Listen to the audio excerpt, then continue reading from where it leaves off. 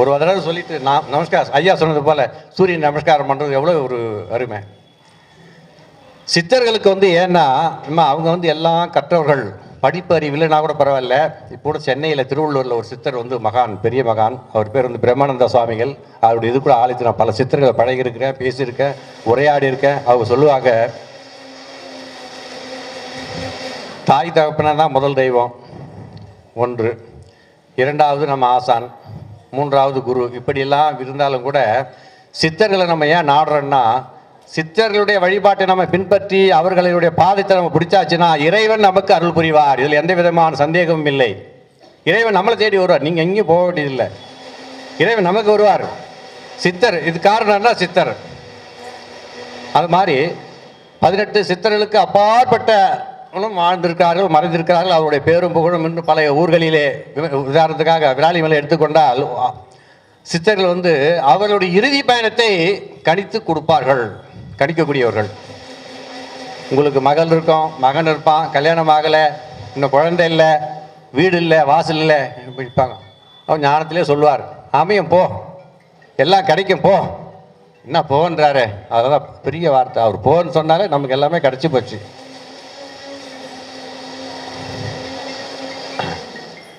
நாற்பத்தெட்டு நாட்கள் ஒரு மண்டலம். இந்த மண்டலம் யார் கையில் இருக்குது அதை பார்த்துருவோம். சிவபெருமானுடைய கையில். 27 நட்சத்திரம், 12 ராசிகள், 9 கோள், மூன்றுத்தையும் கூட்டினீங்கன்னா 48. இந்த பிரபஞ்சமே சிவபெருமான் கையில் இருக்கும்போது அதான் சொல்லுவாங்க. அதனால தான் நாங்கள் 48 நாள் நாங்கள் ஒரு மண்டலம் விரதம் இருந்தோம். அதனுடைய அர்த்தம் என்ன? இதுதான். இந்த பஞ்சபூதங்களே ஆளக்கூடியவர் சிவபெருமான். விராலிமலை பற்றி சொன்ன விட்டுட்டு அது ஒரு பாயிண்ட்டு. ஒரு சித்தர் வாழ்ந்தார், அவர் பேர் ஆறுமுக சாமிகள் பேருமா. நான் அப்போ அந்த நேரத்தில் சென்னையில் வாழ்ந்தேன். இப்போ விராலிமலைக்கு வந்து ஒரு 10 ஆண்டுகள் நிறைவு பெறுகிறது. நான் கூட ஆன்மீகத்துலலாம் ஈடுபாடு உண்டு. சின்ன வயசுலேயே இந்த அம்மா பாப்பா இருக்காங்களே, சின்ன பாப்பா யாழினியா, என்னம்மா, அந்த பாப்பா இருக்கும்போது கோவிலெலாம் போய் கருவறையெல்லாம் போய் பூஜை புனஸ்காரங்கள்லாம் பண்ணுவேன், அபிஷேகம் பண்ணுவேன். ஐயருக்கு தெரிஞ்சது ஒரு சிலதெல்லாம் அப்பவே எனக்கு தெரியும். 1000 தான் இருந்தாலும் கூட இந்த விராலிமலையில் வந்துமா பார்த்தீங்கன்னா இங்கே வந்து 6 படையை கம்ப்ளீட் பண்ணாதவங்க யார் இருக்கீங்க சொல்லுங்க பார்க்கலாம். யாராவது இருக்கீங்களா? கை தூக்கி பார்க்கலாம். 6 படை, முருகனுடைய சன்னதி 6 படை. யாராவது போய் பார்க்காது இருக்கீங்களா? ஏதாவது ஒரு பெண்டிங் இருக்கா? இருந்தால் அவசியம் 6 படையும் போய் முதல்ல ஒரு ரவுண்ட்ஸ் வந்து அவரை வணங்கிடுங்க, எல்லாமே நமக்கு கிடைக்கும். அந்த சித்தர் ஆறுமுகசாமி சித்தர் வாழ்ந்தார். அவர் சொன்னார், வைகாசி திங்கள் நன்னாளில் என்னுடைய ஆத்மா சாந்தி அடையும். அதே மாதிரி தான் ஆச்சு. வைகாசி விசாகத்து நன்னாள் திங்கள்ல அவருடைய இதாச்சு. அவர் இருங்கோட்டை ஒரு ஊரில் அடக்கம் பண்ணியாச்சு. இது மாதிரி பல சித்தர்கள் வாழ்ந்தார்கள், மறைந்தார்கள், இன்னமும் வாழ்ந்து கொண்டிருக்கிறார்கள். எனக்கு வந்து இந்த ஆன்மீகத்துக்கு அழகு கொடுத்த இடம், எனக்கு மெருகூட்டிய இடம், என்னை வளர்த்த இடம் யாருன்னா விராலிமலை சண்முகநாதன் தான். உண்மையிலேயே அதனால தான் நான் விராலிமலை நான் வசித்து கொண்டிருக்கணும். நானும் என் மனைவி, எனக்கு ஒரு மகள், ஒரு மனைவி, ஒரு மகள், ஒரு மகன், இருவருக்குமே கல்யாணம் பண்ணியாச்சு. பேரன் பேத்திகளாக இருக்காங்க, பேத்தியும் அட்டன் பண்ணியிருக்காங்க ஏஜுக்கு. எதுக்கு சொல்கிறேன்னா, இதெல்லாம் நமக்கு வந்து தேவை. அதனால தான் சொல்கிறேன் நான். தானம், எவ்வளவோ தானங்கள் இருக்குது உலகத்தில். வஸ்திர தானம், சொர்ண தானம், கோதானம், பூமி தானம், பல தானங்கள், கண் தானம், உடல் உறுப்பை எழுதி வச்சுருவோம் கண். அந்த மாதிரி தானங்கள்லாம் நம்ம வந்து மேற்கொள்கிறோம். 1000 தானங்கள் இருந்தாலும் கூட அன்னதானத்திற்கு சிறந்தது எந்த தானமும் இல்லை. ஏனென்றால் அந்த ஆத்மாவை நிறைவு செய்யக்கூடிய தானம் அன்னதானம் என்பதை சொல்லி எனக்கு வாய்ப்பு கொடுத்தமைக்கு உங்கள் அனைவருக்கும் என்னுடைய மனமார்ந்த நன்றியை தெரிவித்துக் கொண்டு இந்த நல்ல நேரத்தில் விடைபெறுகின்றேன். ஐயா அவர்களுடைய பாதத்துக்கு நமஸ்காரம் பண்ணி விடைபெறுகிறேன். நன்றி, வணக்கம். சிவாய நம. திருச்சிற்றம்பலம். வெற்றிவேல் முருகனுக்கு. தாமோதரன் ஐயான்னா எல்லாருக்கும் உடனே நினைவுக்கு வருவது திருவாசக தாமோதரன் ஐயா தான். எனக்கு தாமோதர ஐயானா நினைவுக்கு வருவது கீரனூர் தாமோதர ஐயா தான். இன்னும் நிறைய அவங்க அனுபவம் நிறைய இருக்குது. இன்னும் நிறைய இடங்களில் வந்து அவங்க சொற்பொழி பண்ணணும். இப்போ வந்து அம்மா அவர்களுக்கு பாராட்டு விழா. கொஞ்சம் இருந்துட்டு போகலாமா? அவர்களுக்கு சங்கரேந்திர சரஸ்வதி சுவாமிகள் ஒரு மரியாதை பண்ணுவார்.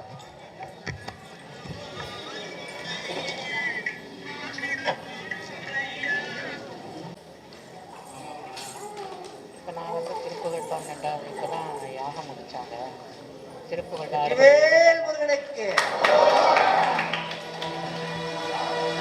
எதிர்பார்த்த அளவு இல்லை கண்டிப்பாக.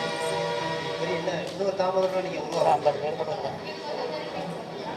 அப்படியே ஐயா கேமரா நான் கிளம்பிடுறேன். வேல்மாறல் படிச்சுட்டு வந்துடுறேன்.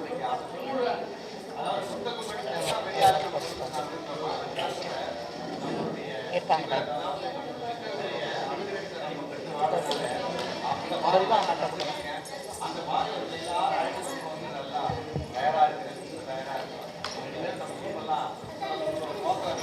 இல்லை சாமி.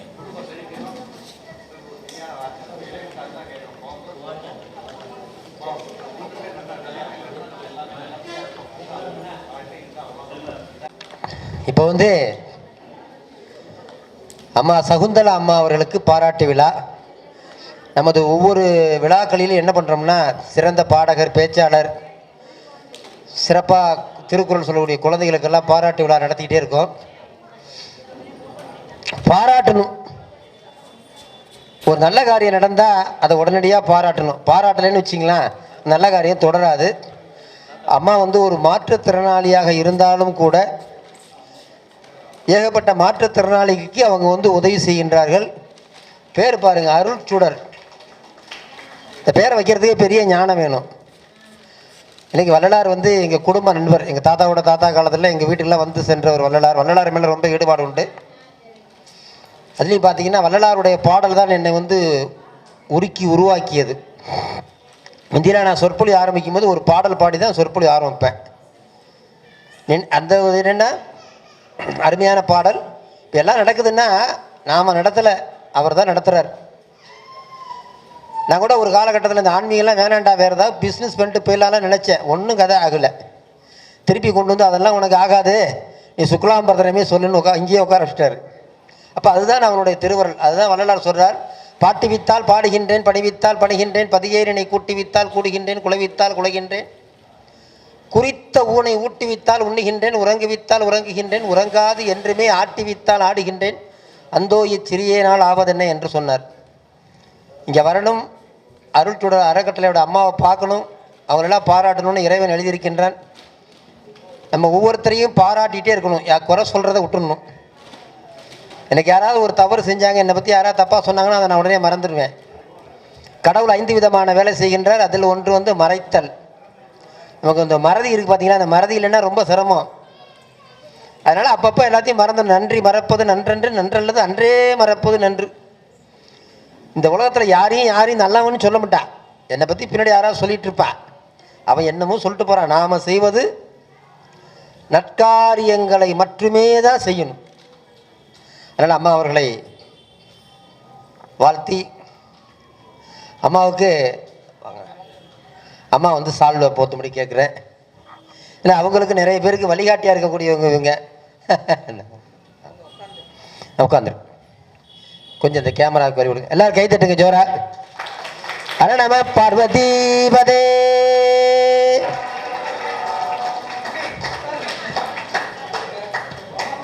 ஒரு நிமிஷத்தை பிடிக்குங்க.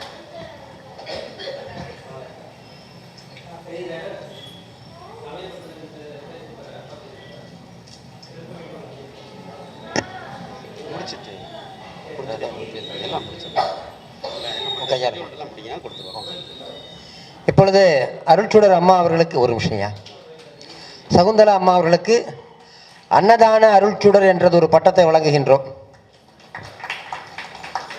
நீங்கள் நிறைய அன்னதானம் பண்ணணும்.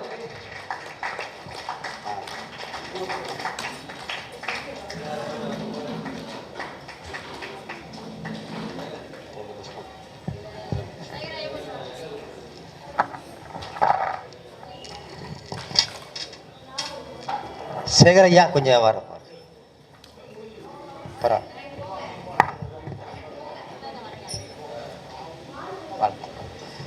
பல்லாண்டு பல்லாண்டு பல்லாண்டு பல்லாயிரத்தாண்டு பல கோடி 100,000 வருடங்கள் எல்லா நலமும் பெற்று வாழ்க. இந்த விழா வந்து அடியே நடத்தவில்லை, அருள்சுடர் தான் நடத்தது. அவங்கள வந்து பார்க்கலன்னா இவ்வளோ சிறப்பாக நடத்தியிருக்க முடியாது. இவ்வளோ சிறப்பான ஏற்பாடெல்லாம் சேகர் ஐயாவும் அம்மாவும் வந்து இணைஞ்சு செஞ்சுருக்கிறாங்க. இந்தமாரி நிறைய வாழ்த்துக்கள் வாங்கணும். நமது உங்களுடைய சேவை உயர்ந்து மோடிஜி அவர்கள் கையால் வாழ்த்து வாங்கணும். இந்திய தேசத்திலே உயர்வான பாராட்டு என்ன இருக்கோ பத்மபூஷணமா எல்லா விதமான பாராட்டும் நீங்கள் வாங்கணும். உங்களுக்கு எந்த நேரமும் நாங்கள் வந்து சேவை செய்ய ரெடியாக இருக்கோம். உங்கள் பையனை மாரி நினச்சி என்னை நீங்கள் எப்போ வேணாலும் கால் பண்ணலாம். உங்களுக்கு வந்து நான் சேவை செய்கிறேன். நன்றி, வணக்கம். எல்லாரையும் ஆசீர்வாதம். இருக்கட்டும். உங்களுடைய ஆசீர்வாதம்லாம் வேணும் எல்லாருக்கும். சாதாரண விஷயம் கிடையாது. டெய்லி அன்னதானம் போட்டு பண்ணி அதெல்லாம் செய்கிறது வந்து சாதாரண விஷயம் கிடையாது. ஓகே.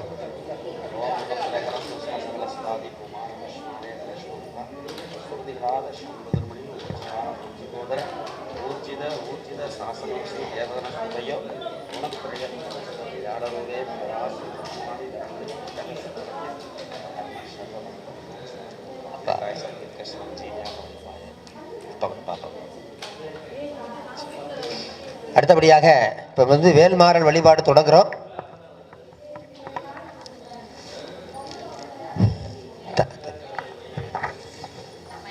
மரியாதை செலுத்துகின்றார்.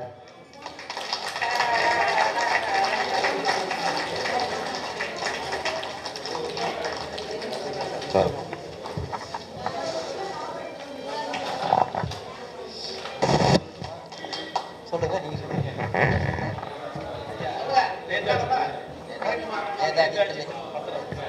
நேதாஜி மெய்யன்பர்களே, தற்பொழுது நேதாஜி பத்திர அமைப்பகம் திரு தில்லை விநாயகம் அவர்கள் நமது வெற்றிக்கனி ஐயாவிற்கு சிறப்பு செய்வார்கள். நமது நேதாஜி பத்திர அமைப்பகம் உரிமையாளர் திரு தில்லை விநாயகம் ஐயா அவர்கள் நமது வெற்றிக்கனி ஐயா அவர்களுக்கு சிறப்பு செய்வார்கள். தென்னாடுடைய சிவனே போற்றி.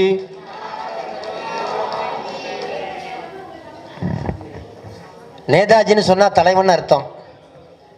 தம்பி பத்திர ஆஃபீஸ் ஆரம்பிக்கும் போது என்ன பேர் வைக்கலான்னு கேட்டார்.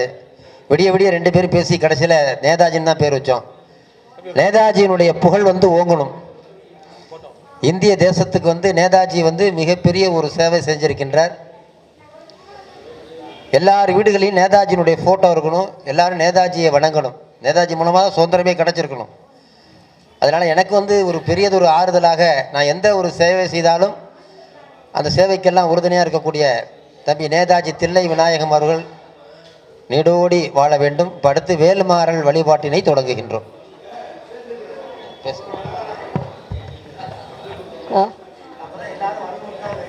எனக்குன்னு இங்கே இவ்வளோ பெரிய இது பண்ணுறது எனக்கே நான் வந்து தனிப்பட்ட முறையில் என்னால் இவ்வளோ என்னதெல்லாம் பண்ண முடியாதுங்க. உங்களை மாதிரி ஆளுங்களை வச்சு அதரோட தான் செஞ்சிட்ருக்கேன். இதுக்காக எனக்கு இவ்வளோ பாராட்டலாம் தேவையே அவசியமே கிடையாது.